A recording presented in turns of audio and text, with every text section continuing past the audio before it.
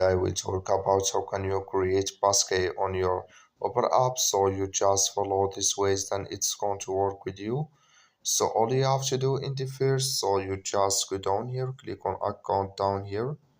When you just click here on account, so then it's going to take you to this list. It's going to show for you like this here. Just go above your photo profile, click on it here. So then it's going to take you to this list. You just switch into open video here.